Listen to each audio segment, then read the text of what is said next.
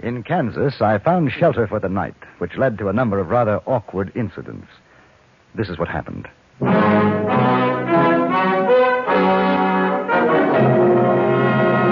Frontier Gentlemen.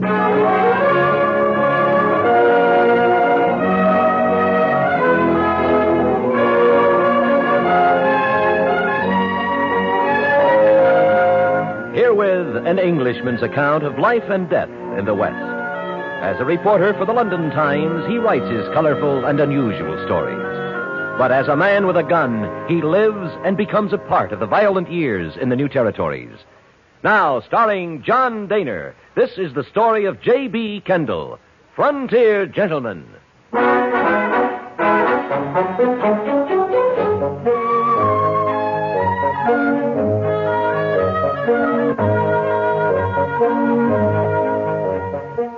My rainmaking friend Darby Bullman had offered to take me into partnership in a new venture, namely water divining, the discovery of hidden springs and wells by methods known only to Mr. Bullman. I declined with thanks and hastily set out alone for the town of Independence, which I knew to lie some 20 miles distant. I hoped to arrive before dark, but my horse had gone slightly lame, and I faced the depressing prospect of camping hungry in the steadily falling rain. But a few minutes later, I was cheered at the sight of a dim glow of light in the gathering dusk, and came upon a frame building surrounded by a stand of willowy trees. I tied up my horse, knocked at the door. It was immediately opened by a pleasant-looking young man of about 20. Evening, sir. Good evening.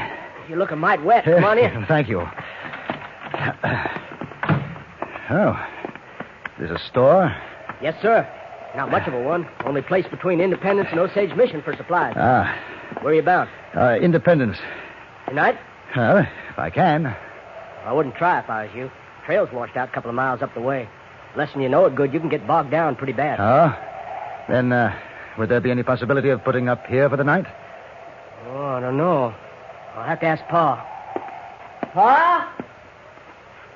Me and my Pa and Ma and Sally, we live in the back. Ain't a heap of room. Oh, well, I wouldn't want to put you out. The barn would be fine if you had one. We'll see what Pa says. We take care of travelers once in a while. What is it, son? Fella here, his horse is lame, wants to know if we can bed him down for the night. My name is Kendall. I'd be very grateful. Howdy. Albert Grover. This is my son, William. You don't mind a shakedown in the storeroom. It ain't the most comfortable. But... No, I'm sure it'll do nicely. William, tell your ma to set another place for dinner. Sure, Pa. I'll want to pay you, of course. Well, I ain't exactly in the hotel business, but I reckon $1 will take care of it, bed and food. All right. Thank you. Oh, and is there a place for the horse? William can put him in the barn. You better make it another 50 cents if you want feed for the horse. Oh, yes, of course. Where are you from? No particular place, just traveling. Salesman? Newspaper correspondent. Got a foreign sound to your talk. I came from England. Oh. You got any tobacco to sell? New bales just come in. How much? Pound, I guess. That sack of flour and coffee, pound. Don't mind waiting a minute, do you? I got to get the tobacco out of the storeroom. I'll wait. You want to come on back with me, Mr. Kendall? No, I'll get my saddlebag first. Sure. You do that. Well, mighty nice rain we're having, ain't it? Yes. Mister, you a stranger in these parts? Yes. You figuring to stay here for the night? Yes. Don't do it. Don't? Well, why not? Listen, you think I'd have stopped off if I wasn't plumb out of provisions? Ain't nobody in their right mind comes around the Grovers if they can help it. Oh? Why? I don't know all the why of it, but there's them say peculiar things happen. Things? Don't ask me what. I don't know. All I'm telling you is I've heard. That's all. Dark things. For example? That Mrs. Grover. You seen her? Not yet. Still-tongued woman. And a girl. They say she's got away with ghosts and the like. Ghosts? Go on, laugh.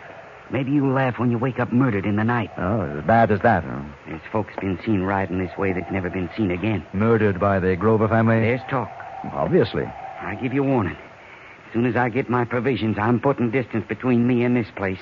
Even you got the sense you was born with. You'll do the same. Good evening. You're Mr. Kendall? Yes, that's right. I'm Sally Grover. My brother says that you're staying with us tonight. Yes. My mother asks if you'll be satisfied with meat pie, or would you rather have a plate of beef? Oh, whichever is convenient. I don't want to put you to any trouble. No trouble. Mm-hmm. Meat pie, then? Thank you. I'll tell Mother. Are you being attended, sir? Fine. I'm just fine. Yes, ma'am. Very well. Dinner will be in about a half an hour, Mr. Kendall. Thank you. You get a good look at them eyes. Mm-hmm. Rather nice eyes, I thought. Mister, you're plumb loco. They burn through you like a branding iron. Got a gun on you? Yes. Best keep it under your head tonight. No telling. Yes, I'll remember. Man, I'd have to be drunker than $700 to stay in this place tonight. I'll accept your word for it. Now, if you'll excuse me, I want to take care of my horse. I sure wish you luck, mister. I surely do. Yes, the same to you.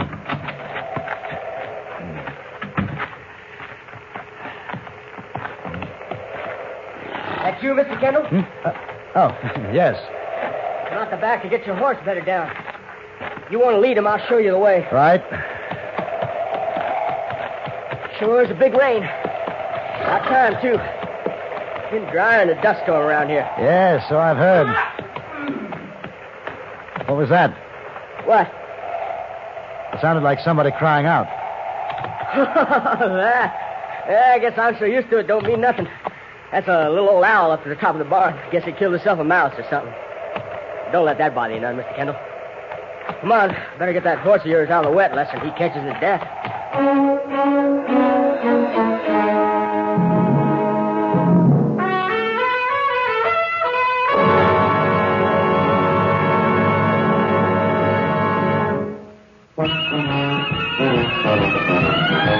Of all leading filters, cigarettes, Kent filters best, Kent filters best. It makes good sense when you smoke Kent, Kent filters best. Of all of the brands of cigarettes, Kent tastes the best, Kent tastes the best. A richer taste than all the rest, Kent filters best.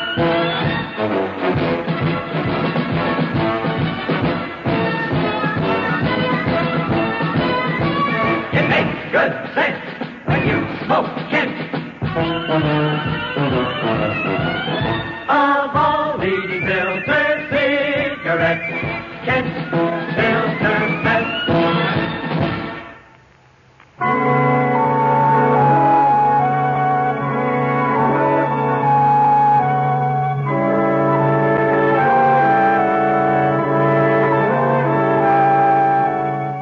I left young William Grover to rub down the horse and feed him. By the time I returned to the house, the stranger had gone. I met Mrs. Grover, a tall, dark-haired woman, severe, unsmiling, and a few minutes later we were seated at the table eating an excellent meat pie. The father applied himself diligently to the task of eating. William chatted constantly, and Sally, olive-skinned, tall as her mother, quite beautiful, watched me across the table, an odd smile on her lips. The minute I set eyes on him, I said, now that fellow, he ain't from around here. He's maybe town folks. And he don't know the screech of an owl, and I'm sure of it. Ain't that so, Mr. Kendall? It was rather an odd sound. What sound? Owl in the barn. Be quiet, William. Oh, no, we were taking my horse to the barn, Mrs. Grover. I thought I heard a cry. Your son told me about the owl in the barn, that was all. More pie. You eat too fast, Albert. Which paper do you write, Mr. Kendall? The London Times. I've never read the London Times. Sal, she's real educated, Mr. Kendall. Had school. She does a sight of reading. You believe in spirits, Mr. Kendall? Why, Do you believe that the dead can return? I've never given it much thought, Miss Grover. Don't let her get started, Mr. Kendall. William, you'll be needing more wood for the stove. Yes, Ma. And put on your hat. Keep the chill off your head, boy. Yes, Ma. Mighty fine meat pie, Mother. It's very good. If you'll finish, Mr. Kendall, I'll take your plate. Thank you. Sally, the coffee. How come you're traveling this way, Kendall? You got friends in Independence? No, it happens to be the closest town. I'm not quite sure what I'll do when I get there. What do you write? Mostly about things I've seen, country, people. Have you ever written about things that you can't see? You know about such, Mr. Kendall? Now, no lecturing tonight, girl. Leave the man in peace. Not at all, Mr. Grover. I'd like to discuss it. I don't have to listen. I got chores. What about your coffee? Later. I know you're not a believer. I can see it in your eyes, Mr. Kendall. Perhaps you can convince me, Miss Grover. You're laughing at me. Indeed, no. I'm most interested. You should be, Mr. Kendall. You only write of the living. There's more. I've written of the dead.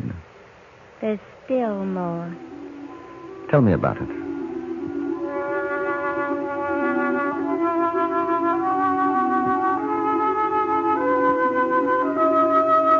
I don't know for how long she talked. Strange thoughts, half-formed ideas, philosophies. I was conscious of the depth of her eyes and remembered the words of the stranger like branding irons. Candlelight flickered on the wall, and I was suddenly aware that we were alone in the room. Mrs. Grover had disappeared. There was only the sound of the girl's voice, drum of rain, crackle of burning wood in the stove. Then she became silent. Nothing I've said. Nothing's made you understand. The experiences, things that have happened to you, they're quite possibly true. I think I'd have to see and hear for myself, though. People here believe in me. I've lectured for miles around. They're afraid of me, too. Is that good? If you knew, you'd be afraid. Is that what you want? People to fear you? I would have thought that a girl like you, pretty, intelligent... Pity. That's really all you see in me, isn't it? All any man sees. You'd like to make love to me. No. No, I don't think so. Oh? You're a little too direct for me, Miss Grover. Why shouldn't I be direct? I'm different. I'm not like other women, am I? No, you're not. Perhaps in a way, it's a pity. If I were like the others, you'd want to make love to me? You're not. You may kiss me. No. Why? Because you don't know how to behave like a woman. I don't understand. Someday you will. Why did you come here? My horse went lame. Raining. Too far to ride tonight. Go away. Why? I don't know. You're not like the others. Go away. What others? It's past time for your bed, Sally.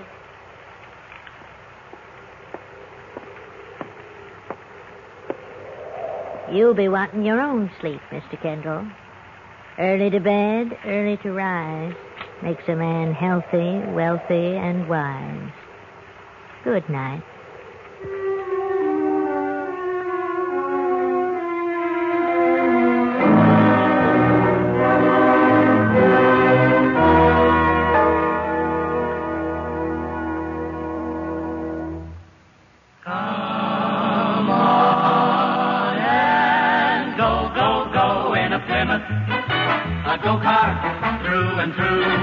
You really go for a Plymouth, and Plymouth will really go for you. 15 minutes behind the wheel. That's all it takes to convince you that the 59 Plymouth really got it. Got the newest of new design, new sport car handling ease, new Fury performance, new get up and go. Just tell your Plymouth dealer you want to sample the go. Then you turn the key, and Plymouth's new Golden Commando V8 leaps into life. Now you just push a button and go on your way to the most fun-filled 15 minutes of your driving life. See your Plymouth dealer. Take your fun drive in the 59 Plymouth real soon. You really go for a Plymouth, and Plymouth will really go for you.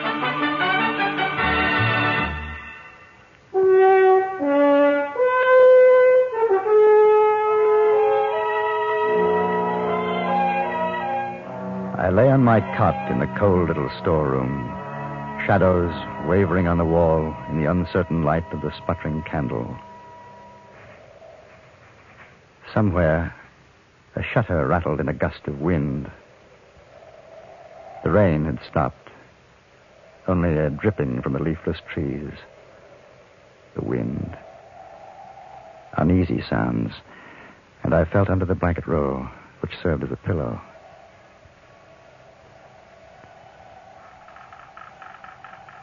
Then I heard it. Somebody outside my door. I drew out my gun. The latch slowly raising.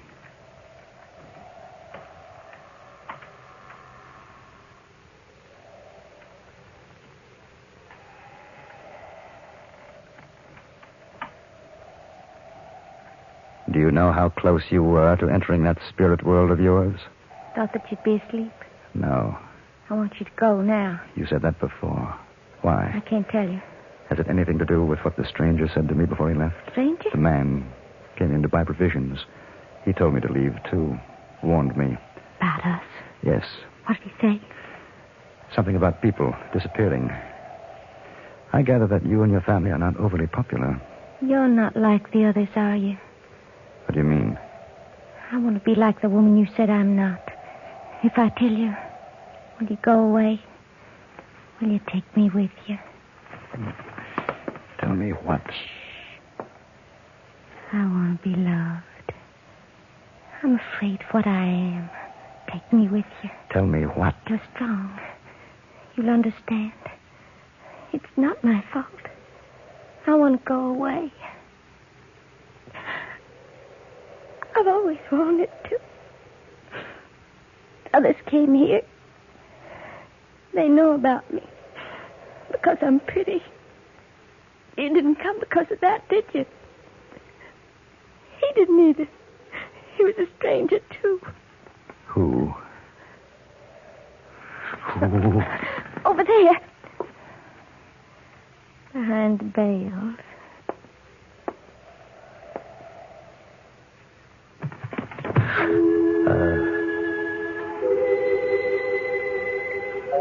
The stranger I had seen a few hours earlier was lying huddled against the wall, surrounded by bales of tobacco, sacks of flour and sugar. His head had been smashed in, and his throat was cut. I sensed the girl at my shoulder.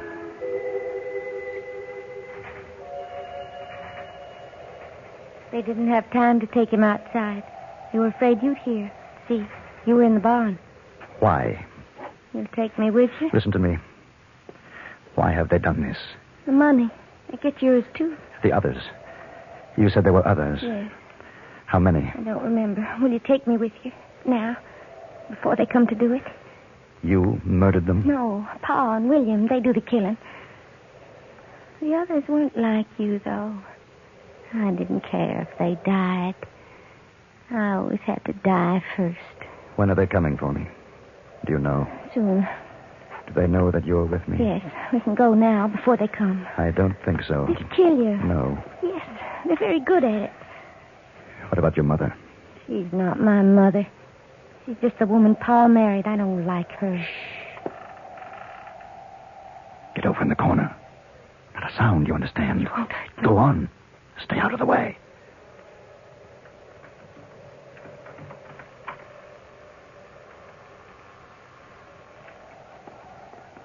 Pa, Over here. I've got a gun!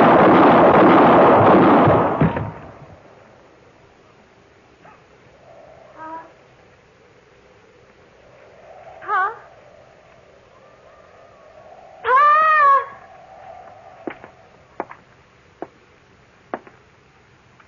You killed them. They're dead. But not really. Are you? Pa, William, you'll come back. You come back. Get up. Come on, Sally. Get up. We go away now. You take me with you. If you're with me, they won't come back. They'll be afraid. Drop down your gun, Mr. Kendall. Come over to me, Sally. Ma, he's going to take me away. I want to go. Don't shoot him. You obey me, Sally. Get out of the way. No. No. I hate you. I'll kill you.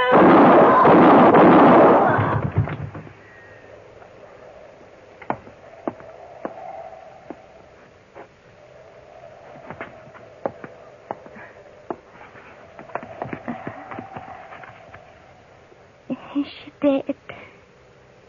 Is she? Yes. I'm glad. And she'll come back again. They all will. They won't hurt you anymore. You take me away now. Yes. I'll behave like a woman. I won't tell you kiss me. I'd like to. I want to. Yeah.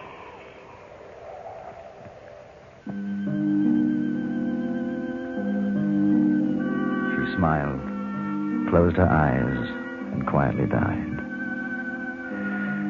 When I went outside, the moon was out, the air smelled fresh and clean. And very faintly, I thought I heard the voice of a girl calling to me.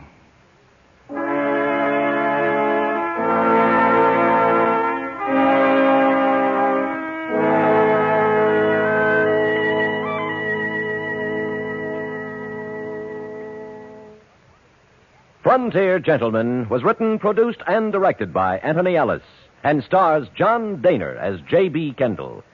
Featured in the cast were Virginia Gregg, Eddie Firestone, Parley Bear, Paula Winslow, and Vic Perrin.